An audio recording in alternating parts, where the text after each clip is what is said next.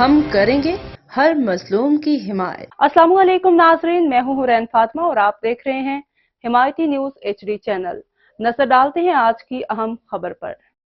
मदारस चौक पर के इलेक्ट्रिक के ऑफिस पर अबुल हसन अस्फहानी रोड की रिहायशियों का एहतजाज। के इलेक्ट्रिक के ऑफिस पर पथराव करके और लाठियों डंडों से तोड़फोड़ शुरू कर दी।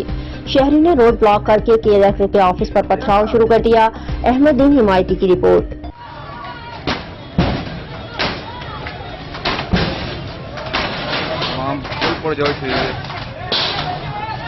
ये देखो भाई, ये जवान के बच्चों ने माशाल्लाह के इलेक्ट्रिक के दफ्तर के आगे के दोनों रोड बंद कर दिए। ये वाला भी गिर जाएगा।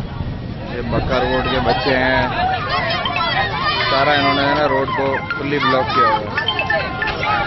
और ये देखो भाई, आवाम फुल VIP पथराव कर रही है। बहुत आला, बहुत अच्छा मुजाहरा कर रहे हैं भाई। ये होते जिंदा दिल लोग।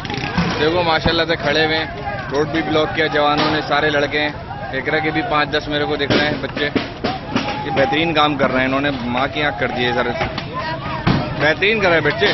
इस तरीके से एहतजाज होता है। बाकी अंदर भी गए हैं बड़े कुछ बात करने के लिए। ये अपना कंटिन्यू करा हुआ है पथराव और रोड जाम। ये सारे आवाम खड़ी हुई है,